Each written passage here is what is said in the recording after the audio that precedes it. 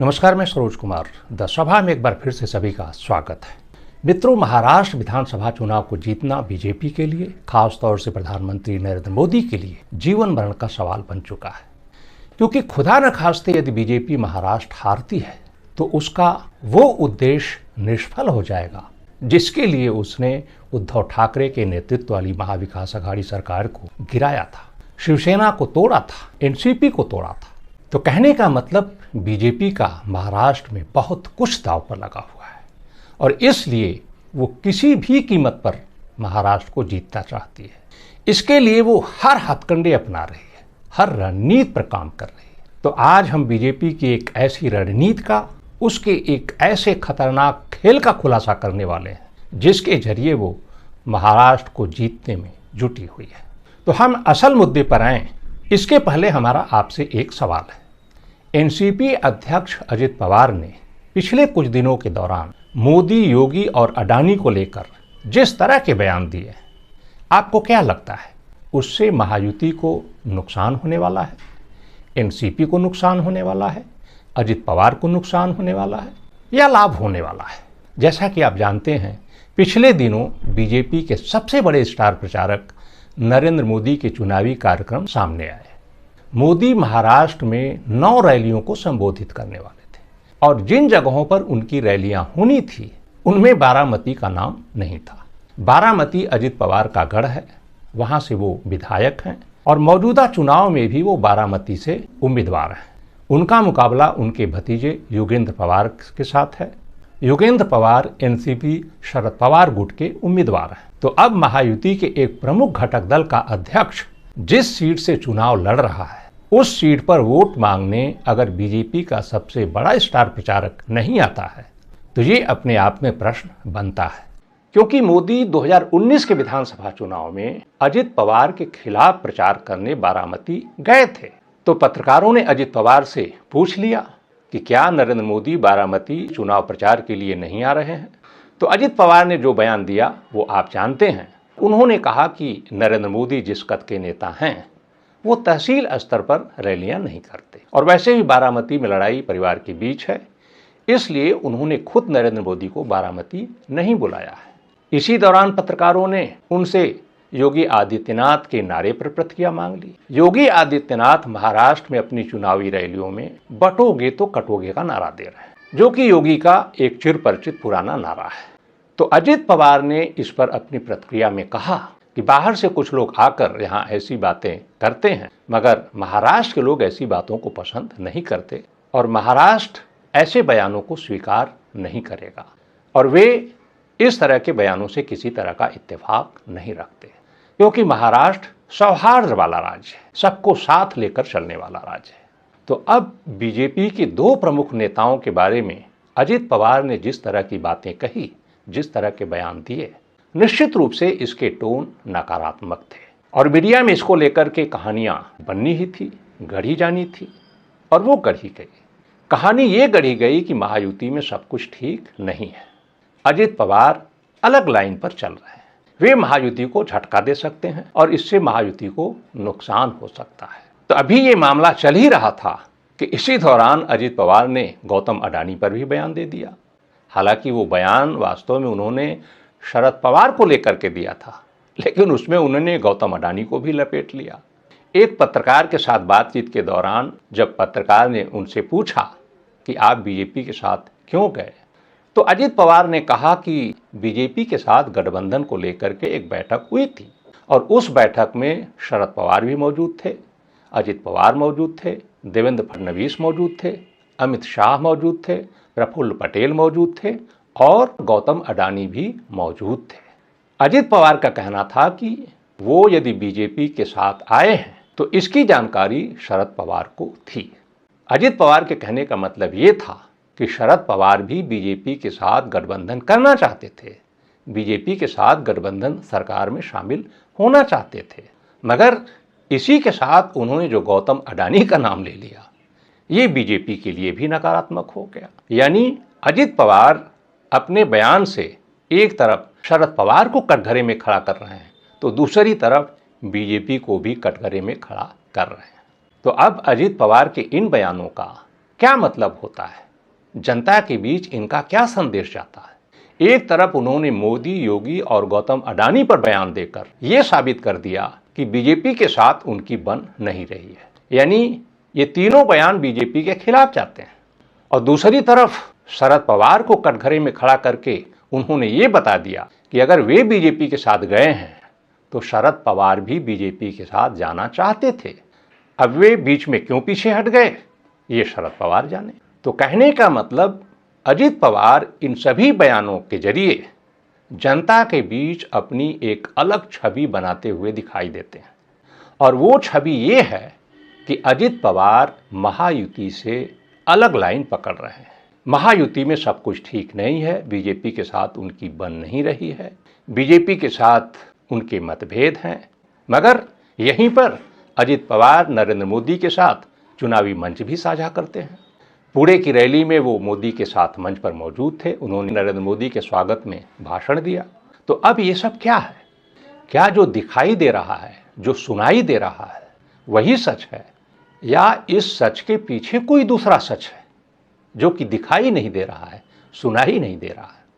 क्योंकि राजनीति में हर बयान के अपने मायने होते हैं, अर्थ होते हैं, और कोई भी राजनेता खासतौर से चुनाव के दौरान ऐसे बयान नहीं देगा जिससे उसकी संभावना को किसी तरह का नुकसान हो। हालांकि कभी कभी फायदे के लिए दिए गए बयान भी नुकसान पहुंचा देते हैं, उनका उल्टा असर पड़ जाता है, जैसे कि लोकसभा चुनाव के दौरान हुआ। प्रधानमंत्री नरेंद्र मोदी ने 400 पार का नारा दिया और जब चुनाव परिणाम आया तो बीजेपी 240 सीटों पर सिमट गई, बहुमत से दूर रह गई। और पार्टी के भीतर परिणाम को लेकर जब समीक्षा की गई तो ये पता चला इस नारे के कारण ही नुकसान हो गया। यानी जो नारा लाभ के लिए दिया गया था वो नारा उल्टा पड़ गया और उससे नुकसान हो गया। तो कभी कभी ऐसा हो जाता है, मगर अजित पवार जो नारा दे रहे हैं वो तो जाहिर तौर पे दिखाई देता है कि वो नुकसान करने वाला है। तो अब सवाल उठता है कि फिर अजित पवार ऐसा नारा क्यों दे रहे हैं? क्या वाकई में उससे नुकसान होने वाला है?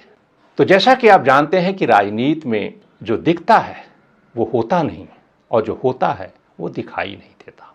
तो यहाँ पर भी दरअसल यही स्थिति है, जो सच है वो दिखाई नहीं दे रहा है, वो सुनाई नहीं दे रहा है। तो ये जो सवाल है कि क्या अजित पवार के बयानों से महायुति को कोई नुकसान होने वाला है, तो इसका सीधा सा जवाब है बिल्कुल नहीं। महायुति को कोई नुकसान नहीं होने वाला है। नुकसान महाविकास अघाड़ी को होने वाला है, और यदि महाविकास अघाड़ी को नुकसान होगा तो निश्चित रूप से लाभ महायुति को होगा। हमें पता है, अब आपके मन में सवाल ये होगा कि ऐसा कैसे हो सकता है? अजित पवार के इन बयानों से महाविकास अघाड़ी को नुकसान कैसे हो सकता है? क्योंकि सारी मीडिया तो यही कह रही है कि महायुति में सब कुछ ठीक नहीं है, अजित पवार बीजेपी को झटका दे सकते हैं, उससे महायुति को नुकसान हो सकता है। फिर महाविकास अघाड़ी को कैसे नुकसान हो सकता है?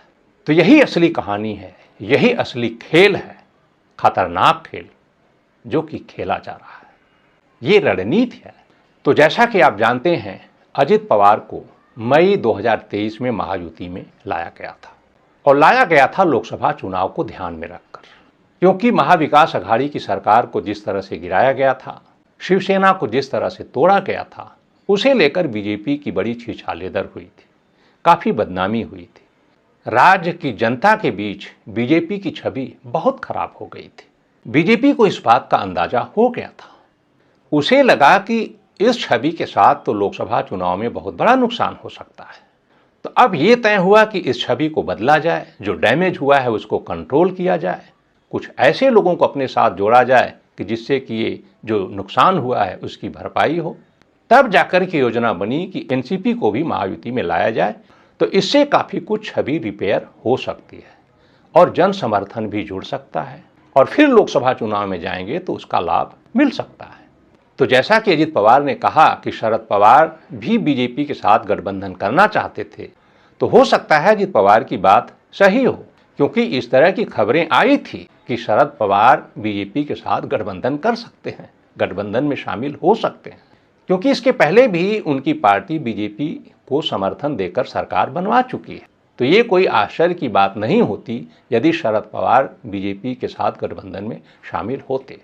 मगर खबर ये भी आई थी कि शरद पवार की कुछ ऐसी शर्तें थी जिस पर की बात नहीं बन पाई, सहमति नहीं बन पाई और वे पीछे हट गए। दूसरी तरफ अजित पवार सहित एनसीपी के कई नेता विधायक गठबंधन में शामिल होना चाहते थे, सरकार में शामिल होना चाहते थे, क्योंकि उन नेताओं और विधायकों के ऊपर जांच की तलवार लटकी हुई थी। कई नेताओं की फाइलें ईडी के पास थी। तो इस तरह से अजित पवार ने उन नेताओं की तरफ से बीजेपी के साथ डील पक्की कर ली और एनसीपी के कई सारे विधायकों और नेताओं के साथ वे महायुति गठबंधन में शामिल हो गए। अजित पवार सरकार में डिप्टी सीएम बन गए, दूसरे कई विधायक मंत्री बन गए और इस तरह से एनसीपी दो फाड़ हो गई, एक अजित पवार का गुट और दूसरा शरद पवार का गुट। तो एनसीपी के एक बड़े धड़े के महायुति में शामिल होने के बाद बीजेपी को ऐसा लगा कि जो डैमेज हुआ था वो कंट्रोल हो गया। मगर लोकसभा चुनाव में जो परिणाम आया आप सभी जानते हैं। जिस उद्देश्य से अजित पवार को महायुति में लाया गया वो उद्देश्य पूरा नहीं हुआ, उल्टे और नुकसान हो गया। बीजेपी का बुरा प्रदर्शन हुआ और अजित पवार का प्रदर्शन तो उससे भी बुरा हुआ। मात्र 1 सीट जीत पाई उनकी पार्टी, बीजेपी को मात्र 9 सीटें मिली।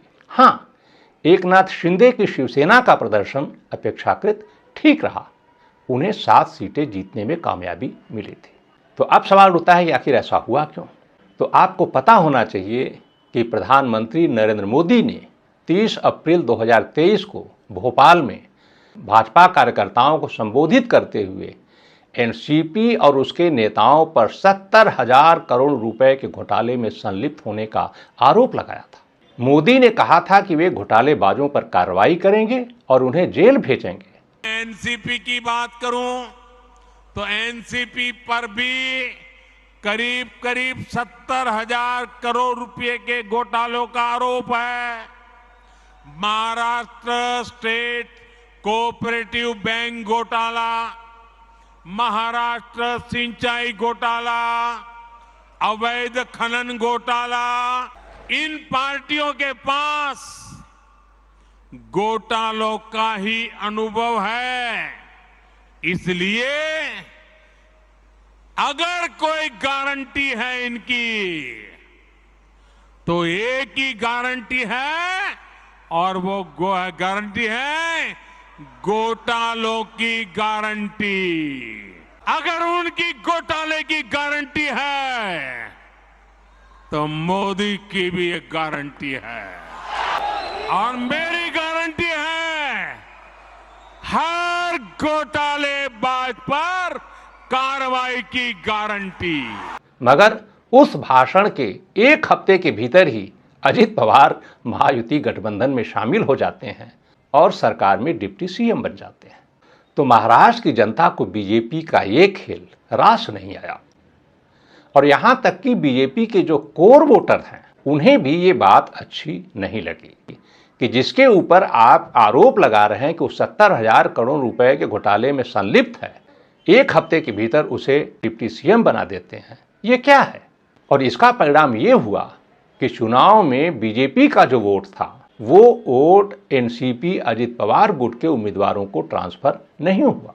दूसरी तरफ एनसीपी में विभाजन के कारण जो एनसीपी का परंपरागत वोटर था वो शरद पवार गुट के साथ चिपका रह गया, अजित पवार के साथ नहीं आया क्योंकि उन्होंने बीजेपी के साथ गठबंधन कर लिया। तो अजित पवार के उम्मीदवारों को न तो एनसीपी का परंपरागत वोट मिला और न तो बीजेपी का वोट ट्रांसफर हुआ। दूसरी तरफ बीजेपी को जो उसके परंपरागत वोटर थे उनमें से कई सारे वोटरों ने इस घटनाक्रम के कारण बीजेपी उम्मीदवारों को वोट नहीं दिए। चूंकि एनसीपी का वोट अजित पवार के साथ नहीं आया तो वो बीजेपी को कैसे मिलता?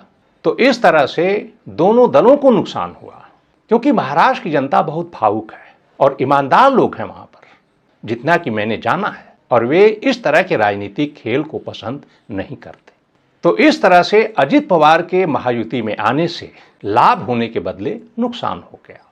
चुनाव परिणाम के बाद बीजेपी के अंदर खाने जो समीक्षा की गई उसमें यही बात निकल करके सामने आई। तो जब मर्ज का पता चल गया तो उसका इलाज भी करना जरूरी था, क्योंकि बीजेपी को लगा कि जिस तरह का प्रदर्शन लोकसभा चुनाव में रहा, यदि ये स्थिति रही तो वो विधानसभा चुनाव भी हार जाएगी। और विधानसभा चुनाव हारने का मतलब बीजेपी के लिए, खास तौर से प्रधानमंत्री नरेंद्र मोदी के लिए, किसी आपदा से कम नहीं होगा। क्योंकि कई ऐसी परियोजनाएं हैं, हजारों करोड़ रुपए की परियोजनाएं हैं, जो बीजेपी और उसके लोगों के हाथ में है। यदि बीजेपी महाराष्ट्र हारती है तो वे सारी परियोजनाएं हाथ से निकल जाएगी और बहुत बड़ा नुकसान होगा। इसीलिए हमने शुरू में ही कहा कि महाराष्ट्र चुनाव जीतना बीजेपी के लिए, खास तौर से प्रधानमंत्री नरेंद्र मोदी के लिए जीवन मरण का सवाल है और वे इसे किसी भी कीमत पर जीतना चाहते हैं। मगर सवाल ये था कि इस तरह से विधानसभा चुनाव कैसे जीता जा सकता है। तो अब बीजेपी के अंदर खाने राय ये बनी कि अजित पवार को अपनी अलग लाइन लेनी चाहिए। महायुति गठबंधन में अजित पवार के शामिल होने के कारण बीजेपी की जो छवि बनी, नरेंद्र मोदी की जो छवि बनी, अजित पवार की जो छवि बनी, उस छवि को बदला जाए। और इसके लिए जरूरी ये था कि अजित पवार महायुति में अलग लाइन लेकर के चले, वे अपना रास्ता अलग करें, ताकि उनकी अपनी छवि बने, जो छवि उनकी पहले थी। तो अब ये छवि उनकी कैसे बनती है? तो ये छवि तभी बन सकती है जब वे बीजेपी के खिलाफ और बीजेपी नेताओं के खिलाफ जाते हुए दिखाई दें, महायुति की लाइन से खिलाफ जाते हुए दिखाई दें। आपको याद होगा कि लोकसभा चुनाव के बाद एक खबर आई थी कि बीजेपी ने अजित पवार से कह दिया है कि वे महायुति छोड़ दें, महायुति से अलग हो जाएं।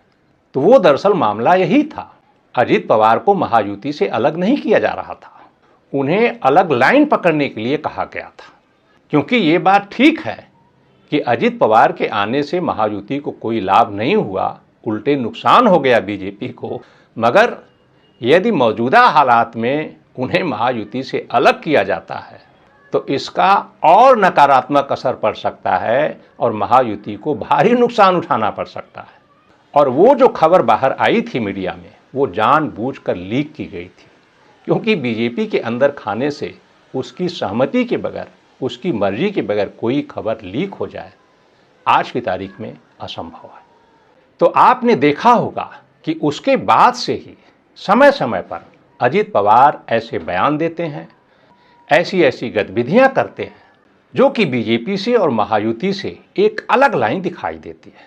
और समय समय पर ये खबरें बनती रहती हैं कि अजित पवार महायुति को झटका दे सकते हैं, बीजेपी को झटका दे सकते हैं, महायुति में सब कुछ ठीक नहीं है। दरअसल ये सारी चीज़ें सुनियोजित रणनीति का हिस्सा है। जो भी अजित पवार बयान देते हैं, जो बयान वे दे रहे हैं, सारे बयानों पर बीजेपी की सहमति है। बीजेपी खुद चाहती है कि अजित पवार इस तरह के बयान दें, ताकि अजित पवार की छवि बीजेपी विरोधी नेता की बने। क्योंकि जब तक अजित पवार की छवि बीजेपी विरोधी नेता की नहीं होगी, तब तक एनसीपी का जो परंपरागत वोट है वो अजित पवार के साथ नहीं जुड़ेगा। और बीजेपी का जो परंपरागत वोट अजित पवार के घटनाक्रम के कारण उससे लोकसभा में छिटक गया, वो वोट बीजेपी के साथ वापस नहीं जुड़ेगा। तो इसलिए अजित पवार वे सारे काम कर रहे हैं, वे सारे बयान दे रहे हैं, जिससे कि उनकी एक सेक्युलर छवि तैयार हो। आपने देखा होगा कि लोकसभा चुनाव के बाद कई मुस्लिम नेताओं को उन्होंने अपने साथ जोड़ा है। उनमें बाबा सिद्दीकी भी एक हैं, नवाब मलिक एक हैं, जो कि शरद पवार के साथ थे। और नवाब मलिक और बीजेपी के बीच जो अदावत रही है वो आप सभी जानते हैं। मगर अजित पवार ने नवाब मलिक को सिर्फ पार्टी में ही नहीं लिया, उन्हें टिकट भी दिया। नवाब मलिक की बेटी सना मलिक को भी टिकट दिया, जबकि बीजेपी इसका विरोध करती रही। बीजेपी नेता देवेंद्र फडणवीस विरोध करते रहे। तो अब इसका क्या मतलब होता है? जनता में यही संदेश गया ना कि अजित पवार बीजेपी के कारण अपनी विचारधारा के साथ समझौता नहीं कर रहे हैं। दूसरी तरफ बीजेपी को लेकर के भी ये संदेश गया कि बीजेपी अपनी हिंदुत्ववादी विचारधारा के साथ अजित पवार के कारण समझौता नहीं करने वाली है। तो अब बीजेपी अजित पवार के जरिए जो खेल खेल रही है, जिस रणनीति पर काम कर रही है, यदि वो रणनीति जमीन पर वाकई में काम कर गई तो इसका लाभ किसे होगा? यदि एनसीपी के परंपरागत वोटरों में अजित पवार सेंध लगाने में सफल हो जाते हैं तो जाहिर है महाविकास आघाड़ी को नुकसान होगा। अजित पवार को लाभ होगा, महायुति को लाभ होगा। और यदि इस रणनीति के जरिए बीजेपी के परंपरागत वोटर लोकसभा चुनाव के दौरान जो बीजेपी से छिटक गए थे, वे अगर वापस जुड़ते हैं तो जाहिर है बीजेपी को लाभ होगा, महायुति को लाभ होगा। और यदि किसी को नुकसान होगा तो महाविकास अघाड़ी को नुकसान होगा। तो यह है बीजेपी का खेल, नरेंद्र मोदी की बीजेपी का खतरनाक खेल। नरेंद्र मोदी इस तरह के खेल में माहिर हैं। वे अपनी लकीर लंबी करने के बदले अपने प्रतिद्वंदी की लकीर को छोटी करके खुद को बड़ा दिखाने की नीति में विश्वास रखते हैं। तो अब बीजेपी अपने इस खेल में कितना सफल होती है, मोदी का अजित दांव कितना चलता है, इसका पता तो 23 नवंबर को ही चल पाएगा, जब चुनाव परिणाम घोषित किए जाएंगे। तो बहरहाल आज की सभा में बस इतना ही। ये चर्चा, ये कहानी आपको कैसी लगी, कमेंट बॉक्स में लिख करके हमें बताएं। यदि ये कहानी आपको ठीक लगे, पसंद आए तो इसे लाइक करें, मित्रों परिचितों को शेयर करें और चैनल को सब्सक्राइब भी कर लें, ताकि जब भी हम इस तरह की दूसरी कहानी, दूसरी चर्चा लेकर के आएँ तो उसकी सूचना तत्काल आप तक पहुँच जाए। तो फिर मिलेंगे, जल्द मिलेंगे इसी तरह की एक नई कहानी, एक नई चर्चा के साथ। तब तक के लिए हमें दीजिए इजाज़त।